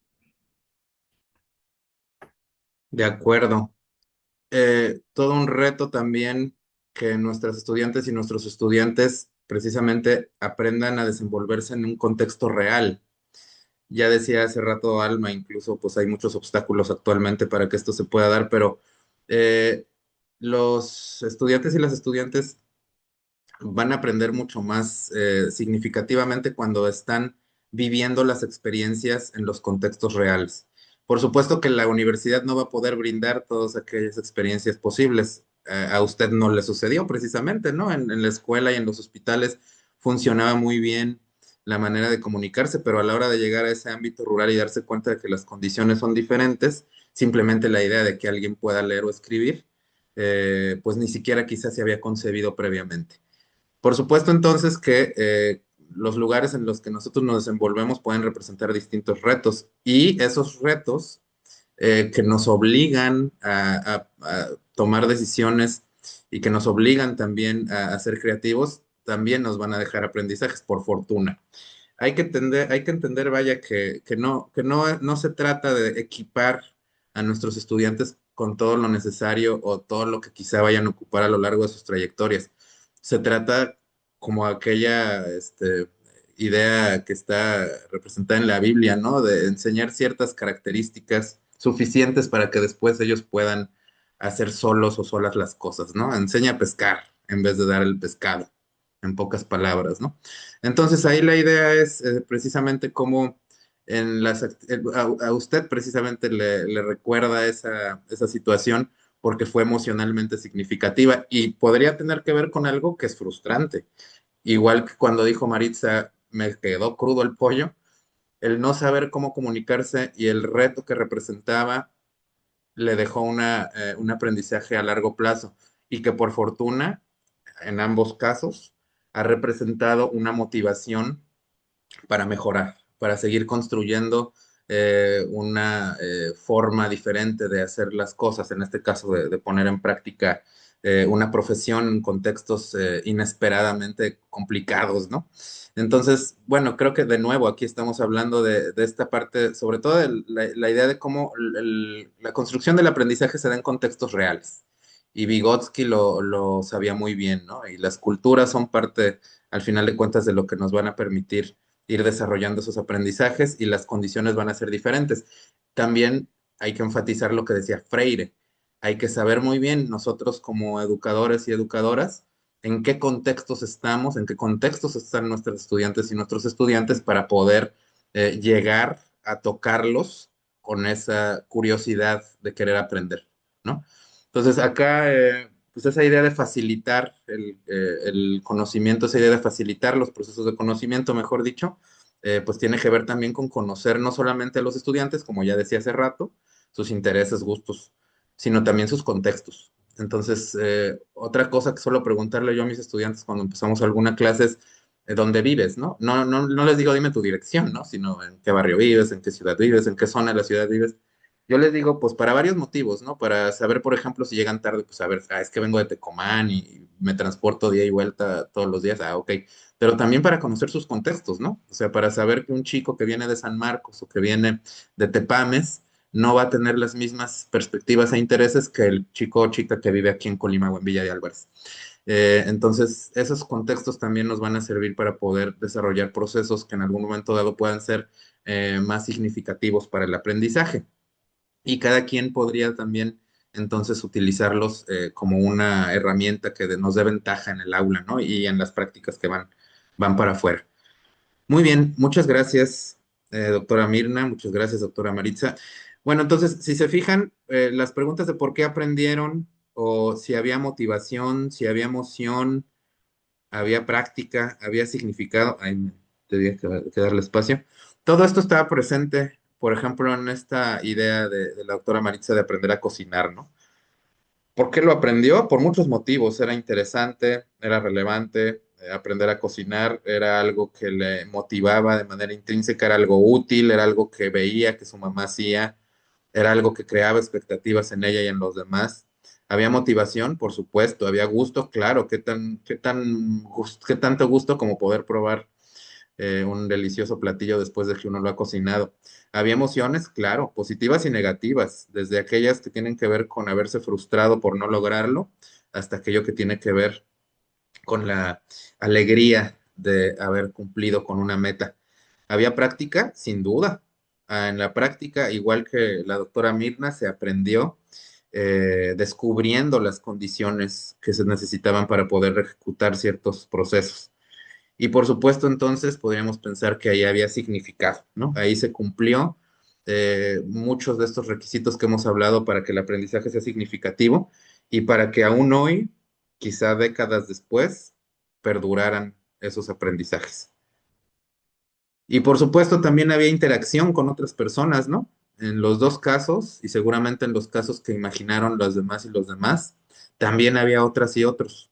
¿No? Así haya sido aprender a andar en bici, a alguien nos enseñó a andar en bici.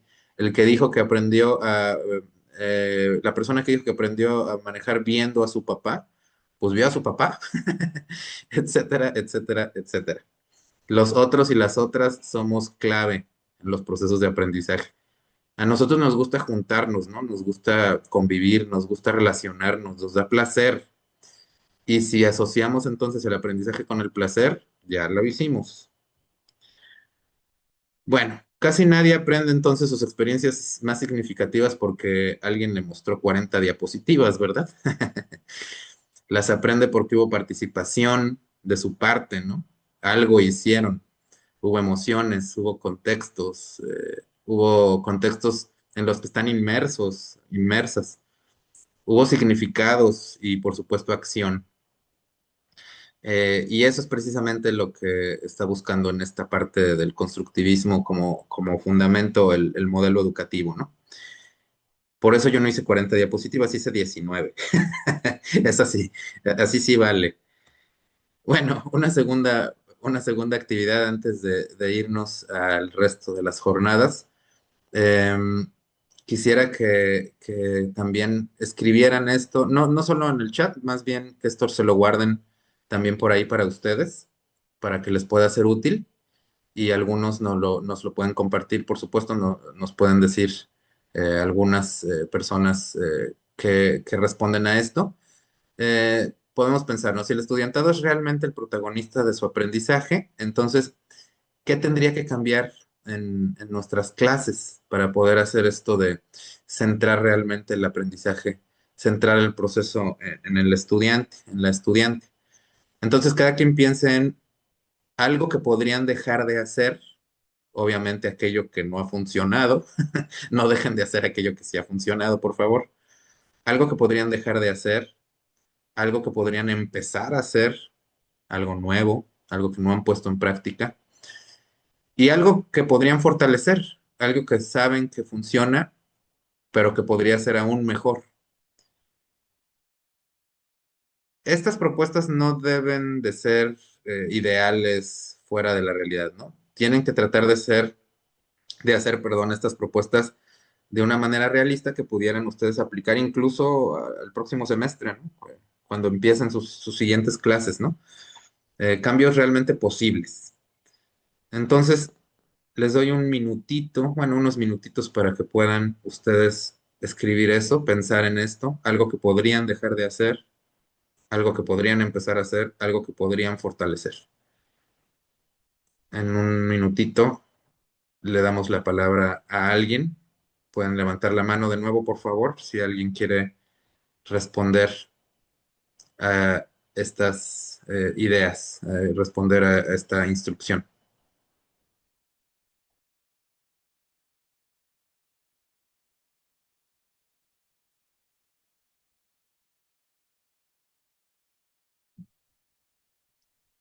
Adelante. ¿Quién quiere participar? ¿Quién quiere? Y algunos pueden poner, por supuesto, sus respuestas en el chat y alguien más que nos quiera compartir, que quiera eh, decirlo en vivo y en directo. Decían antes en la tele, ¿verdad?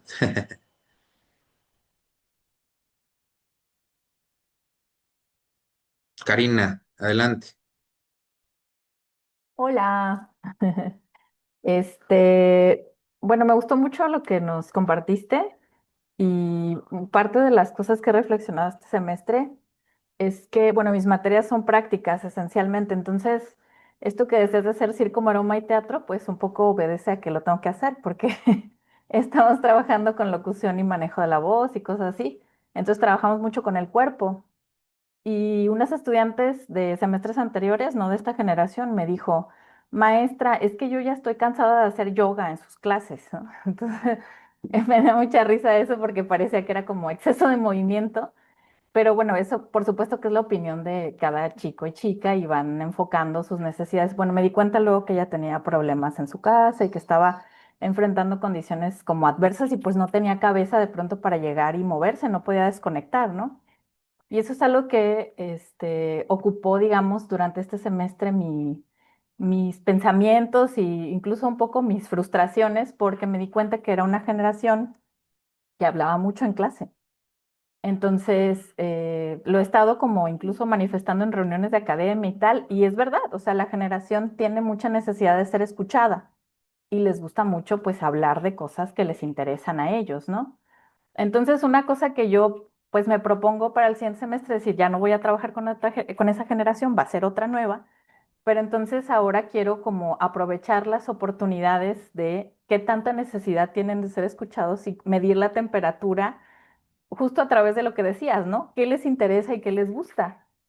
Finalmente, los objetivos de la materia no van a cambiar, que son la locución y el manejo de la voz, pero si tanta necesidad tienen de ser escuchados y escuchadas, pues hay que aprovechar esas oportunidades, ¿no? Entonces, esos ejercicios como rompehielo, como para hacer, digamos, dinámicas diferentes, ¿no? Lo que decías, por ejemplo, ahora del K-pop, no sé, es como algo que está muchísimo, a mí no me interesa absolutamente nada el K-pop, no me gusta, pero hay que subirse, digamos, a esas tendencias y a lo mejor estar pues un poco más en sintonía, ¿no? Porque pues vamos avanzando en los años y nos vamos quedando atrás. Entonces, yo reflexiono sobre eso y me parece pues sumamente importante y son, digamos, los cambios que me propongo hacer, como tal vez adaptar otras dinámicas y ver la manera en que funciona cada grupo, como hacemos cada semestre, pero digamos como sin perder este espíritu de, a mí particularmente la reflexión es como no frustrarme porque una generación presenta necesidades diferentes, ¿no? Y también, la verdad, los contextos, por ejemplo, de necesidades específicas de cada estudiante. A mí me preocupa mucho el asunto de la neurodiversidad en el aula, cómo la podemos tratar. Y eso también es algo en lo que estoy tratando de enfocar mis esfuerzos, ¿no? Hay muchas generaciones, no sé si en todas las licenciaturas, pero ahora tenemos también necesidades muy específicas que quizá antes no estaban así como floreciendo tanto como ahora, ¿no? Entonces, pienso que, por un lado, centrarse en las necesidades específicas y atender, digamos, a los intereses de cada grupo es parte de lo que podemos adaptar en cada oportunidad que tengamos de estar frente a grupo. Gracias, Karina. Fíjate que un aspecto clave que estás mencionando es precisamente que cada generación es diferente, cada persona en cada generación va a ser diferente, incluso con necesidades muy particulares, condiciones biológicas y demás, sociales, por supuesto, diferentes como los ejemplos que estás mencionando. Entonces, nuestras estrategias cuando son a priori, es decir, cuando decimos yo voy a hacer yoga y luego voy a hacer esto y luego voy a hacer esto y así lo planeo, puede que al tratarlas de aplicar, pues nos encontremos que pues no es eso lo que embonó con esta nueva generación. Y no tendríamos por qué frustrarnos, más bien tendríamos que entender que no estamos haciendo la misma práctica repetida una y otra vez porque nunca va a ser lo mismo. Es como aquel río, ¿no? Del filósofo que decía, la realidad siempre va corriendo. Entonces, la clave aquí sería pues precisamente primero hacer una evaluación, ¿no? Decimos en psicología un diagnóstico. Vamos a evaluar cómo están las condiciones de un nuevo grupo, qué les gusta, qué no les gusta, qué intereses tienen, qué estilos tienen para hacer las cosas y aprovechar eso, ¿no? Aprovechar, digo, en una clase de locución, qué mejor que a las personas les guste hablar, pero el reto es que lo hablen de manera apropiada para lo que la radio pide, ¿no? Para lo que la radio exige, por ejemplo. Entonces, pero pues los insumos ahí están, ¿no? Los intereses, por supuesto, siempre van a ser aquellos que van a motivar y de qué les gusta hablar, pues de eso ponerlos a hablar, porque queremos enseñarles en este caso locución, va a ser mucho más fácil a que les pongas a hablar al que odia los deportes de locución deportiva o al que odia la música de locución musical, ¿no? Entonces, el diseño y centrar realmente las actividades en el aprendizaje se basa en ideas que a veces parecen pues ser muy intuitivas, pero que estamos metidos en ciclos y en hábitos que de repente son difíciles de salir y pensamos de repente que efectivamente cosas que nos funcionaron antes nos van a seguir funcionando. Por desgracia no siempre es así. Entonces sí, conocer, evaluar, diagnosticar e ir midiéndole el agua a los camotes, dijera la abuela, pues precisamente es la clave para poder ir haciendo las cosas para que salgan mejor, ¿no? Porque luego nos sale el pollo crudo, ya nos dijo Maritza. Muchas gracias, Karina. Osiris. No se oye. Estará hablando con algún otro dios egipcio por ahí. Bueno, ¿alguien más? Todavía tenemos unos minutos. Ofelia, adelante, por favor. Hola, buenos días. Muchas gracias a todos. Voy a hacer una participación muy breve. Soy maestra yo de bachillerato, doy en 2 bachilleratos distintos, en el 33 y en el 34, y son contextos muy distintos. Yo doy la clase de historia. Hace unos años me pasó una experiencia que hasta la fecha me sigue marcando. En una de las clases de historia donde estábamos viendo el tema del virreinato, pues les estaba explicando qué era el virreinato, cómo había sucedido todo. Y después de media hora de explicación, un alumno levanta la mano y me dice, maestra, quiero preguntarle algo. Y yo, a ver, dime. Me acuerdo muy bien de su nombre, se llama Carlos, no se me ha olvidado. Dice, eso del virreinato, ¿para qué me va a servir para cobrar en el Oxxo? Mi idea es trabajar, pero para poder trabajar necesito estudiar, pero para poder estudiar lo que yo quiero necesito primero trabajar. y yo tengo claro ahorita que nada más tengo que trabajar, concentrarme en trabajar y cobrar en el Oxxo, porque pues es la única manera en la que voy a tener para después estudiar lo que yo quiero. Y en ese momento pude haberme puesto a explicarle la relación de qué significaba que conociera el virreinato en la actualidad. Y dije, ok, tienes razón, no vamos a ver virreinato ya. Lo dejé por esa vez, los puse a hacer otra actividad más enfocada a la relación de la historia con la actualidad, y a partir de ahí, cada vez que empiezo a planear mis clases, ya me enfoco más en, ok, ya no les voy a explicar tanto fechas, personajes, porque no se les va a quedar eso. Más bien me enfoco ahora en, ok, la historia, como sabemos, es repetitiva. Entonces, ¿qué podemos agarrar de eso que pasó anteriormente para no volverlo a repetir, o para cambiarlo, o para no llegar a esa situación? En el semestre pasado que vimos la revolución, un alumno me dijo, maestra, si se fija, estamos a punto de una revolución, porque todo eso que pasó es lo mismo que está pasando ahora.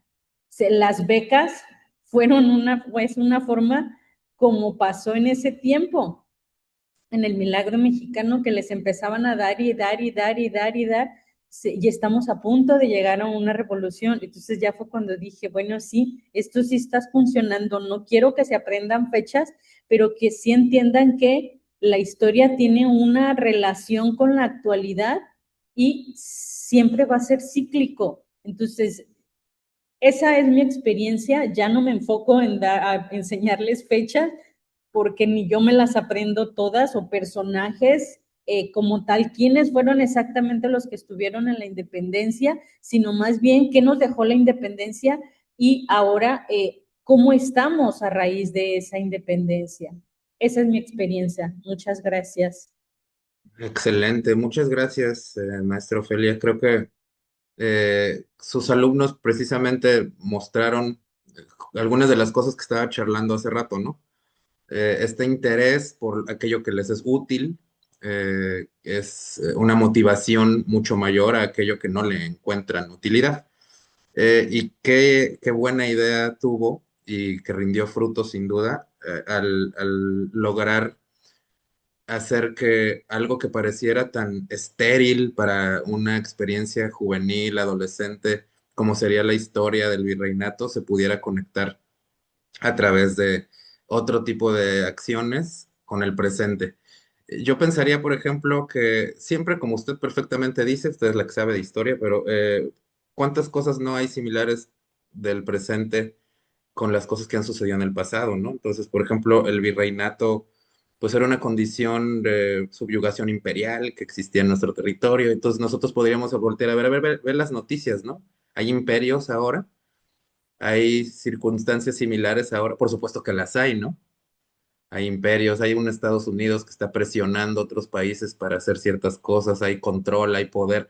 Todo eso que es la actualidad y que puede tener un efecto real en las personas del aquí y del ahora, mucho más concreto, mucho más observable que, por ejemplo, el proceder histórico y cómo ha dejado, por supuesto, las bases del presente, va a ser algo que probablemente un estudiante va a captar mucho más rápido y que a partir de eso, que pueden ser los primeros pisos o los cimientos para que después se construya, gracias a la curiosidad, un edificio mucho más detallado, ¿no?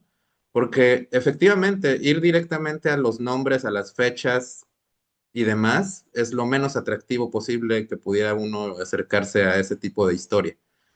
Sin embargo, puede desarrollarse esa curiosidad, porque alguien podría decir, ¿y por qué tendríamos que abandonar la idea de conocer ese tipo de detalles? No, no se trata de abandonarla, se trata de articularla de manera más eficaz. Quien le interese, quien se ancle primero de alguna manera a algún cuerpo de conocimiento, a algún campo del conocimiento a través de aquello que le interese, después, por curiosidad intrínseca incluso, va a querer aprender más sobre eso. Y si podemos hacerlo entonces a través de procesos que estimulen, lo harán mucho más fácil, ¿no? Entonces ya se ganó, ya pescó a esos estudiantes, ya hizo que que agarraran el anzuelo, ahora hay que jalarlos para que en algún momento dado vayan desarrollando un conocimiento más profundo. Yo pensaría, por ejemplo, el virreinato hace rato hablaba de ciudades, entonces a mí me encantan las iglesias barrocas, ¿no? Siempre me la paso de iglesia en iglesia, en pueblo, visitando iglesias. Y veo los detalles, ¿no? Veo cada figurita que hicieron en los altares, ahí veo si tiene un origen indígena o más hispano, si tiene carita de angelito o tiene carita de indígena, la pintura. Y todo eso lo he relacionado a través de la estética y la belleza y el placer, las sensaciones que me da estar en un lugar así con el conocimiento histórico que tengo de las cosas, ¿no? Entonces, cuando vamos a una iglesia y le digo a mi hija, mira, aprecia cómo es que esto se hizo a lo largo de siglos, ¿no? A pesar de que fue a través de imposición, a, que fue a través de brutal subyugación, al menos hay resultados estimulantes. Entonces, los edificios pueden ir creciendo. Si nosotros sentamos ciertos cimientos, los estudiantes quizá después, solitos, se van a ir a echar un clavado, en este caso en la historia, y ya dejamos entonces un legado en ellos mucho más significativo que un 10 en un examen donde se preguntaron fechas de batallas, como dice la canción. Muy bien, gracias. Xochitl, una última participación, adelante. Bueno, ¿me escuchan? Sí, te escuchamos, gracias, Xochitl. Ok. Una de las cosas que, por ejemplo, voy escuchando a lo largo de la presentación que haces y con los ejemplos, que me lleva a como conectar, por decirlo como tú decías, ¿no? Esos puentes entre los conocimientos que podemos hacer, el hecho de validar como un ejercicio, por ejemplo, en la parte de los cimientos a la hora del aprendizaje, validar lo que sí conocen, validar lo que no conocen, validar el sentir y las realidades que tienen y lo como, incluso también no solo los estudiantes, sino nosotros cómo nos podemos sentir, porque a partir de ahí es como mirar ese cimiento y poder hacer algo al respecto. Si nosotros invalidamos, que me frustro porque entonces preparé mi materia y esta realidad de estudiantes no favorece o estas actividades que yo tengo o como me gusta a lo mejor a mí dar la clase, para ellos no es llamativo, no les motiva, entonces si yo invalido que me estoy frustrando, no va a permitir que pueda navegar y hacer algo al respecto y afrontar lo que pueda venir, como decías tú ahora sí, el reto que me va a implicar. Entonces creo que en ese sentido va para todo, tanto para cómo nos sentimos nosotros, cómo se sienten los estudiantes y también el reto que va a ser el decir, ok, tengo realidades, tengo situaciones y también está esta parte de ese retador aprendizaje que viene ahora porque conforme vayan avanzando, los aprendizajes se van a ver más complejos y es en cómo se va a ir construyendo justamente este edificio o esta ciudad de conocimientos va a permear en que tengamos, pienso yo en esto que tú mencionabas, ¿no? No le voy a dar todos los contenidos de la materia, entonces sí tener claro cuáles son esos contenidos que van a permitir que siga él construyendo esa ciudad, aunque ya haya cursado, por ejemplo, mi materia, por si no lo vuelvo a ver en otro semestre, o la carrera incluso. Entonces creo que validar y reconocer se vuelven elementales en esto que mencionan. Sí, muchas gracias, Xochitl. Fíjate que esto también es importante, tanto en uno como en validar, validarnos a nosotros mismos, validar nuestras emociones y validar a los demás es clave. Por ejemplo, hace rato decía Karina, ¿no? A mí no me gusta el K-pop, pero digo, a mí tampoco, ¿no? Karina me conoce, sabemos que somos los dos, fanáticos de la música, pero no de esa en particular. Sin embargo, llegar y decir tu música es chafa, tu música no vale la pena o algo así, sería una muy mala forma de acercarse a los estudiantes, eso es invalidarlos, ¿no? Digo, a mí me cuesta mucho trabajo cuando se trata de música, ¿no? Me sale ese obsesivo de ciertas cosas, ese purismo, dicen por ahí, de decir, no, es que aquí no tocan instrumentos. Olvídate de eso. Y si estás hablando con estudiantes, valida lo que les importa, valida lo que les guste. Por más frívolo o superficial que se nos pueda hacer, tenemos que tratar de concentrarnos en aquello que es clave, que es realmente tratar de construir condiciones para un aprendizaje significativo. Entonces, por ejemplo, ahí hay una conexión, ¿no? Ok, a mí no me gusta esa música, pero me gusta la música. Entonces, a los dos nos gusta algo en común. Entonces, como diría Piaget, los campos del conocimiento, los campos están jerarquizados. Quizá no el K-pop, a mí me gusta el rock, pero a los dos nos gusta la música y ahí es donde podemos conectar. Ahí es donde podemos en algún momento dado entonces tener ideas en común y entonces entablar una relación que pueda ser grata, que puede ser gratificante porque es clave para un proceso de enseñanza-aprendizaje. Entonces, sí, hay que validarnos a nosotros mismos, sin duda alguna, aprender echando a perder, claro, frustrarse no significa, no, yo todo me sale bien siempre, no, la verdad es que es un trabajo muy frustrante el de docencia. Sin embargo, espero que para la mayoría de nosotros es más gratificante que frustrante. Nada más hay que aprender a dirigir esa frustración hacia las soluciones, ¿no? En lugar de encasillarnos o de quedarnos en esa idea de que todo es negativo. Entonces, y eso, ¿no? No olviden, hay que validar los gustos, los intereses, las diferencias, que tanto nos puede costar validar a los otros. Las generaciones decimos, ay, estas generaciones nuevas no saben esto, no saben aquello, yo a su edad yo ya era de tal y tal. Olvídense de eso y piensen en que al final de cuentas, pues todos tenemos cosas en común y hay que validar que alguien pueda ser diferente a uno o a una, ¿no? Y bueno, esa sería la reflexión final. Muchas gracias. Entonces, bueno, con esto acabamos. Georgette, adelante. Muy bien, muchas gracias. Pediría apoyo para que nos ayuden compartiendo la constancia que recibirás en unos momentos. Muy bien, muchas gracias, Pati. Me voy a permitir darle lectura. La Universidad de Colima otorga la presente constancia a César Augusto García Avicia por su valiosa participación en el seminario de sensibilización del modelo educativo, dictando la sesión 3, denominada Constructivismo y aprendizaje centrado en el estudiante, como parte de las jornadas académicas, realizadas del 22 de junio al 3 de julio de 2026, Universidad que transforma, nuevos caminos para la docencia. El 24 de junio de 2026, en modalidad en línea, con duración de 2 horas y valor curricular, y la firma la doctora en arquitectura Marta Eugenia Chávez González, directora general de desarrollo del personal académico. Pues sin más por el momento, les invitamos a la sesión de mañana titulada La formación integral como eje articulador del modelo educativo, y pues nos despedimos deseándoles un excelente día. Muchas gracias por su participación. Gracias a todos y todas.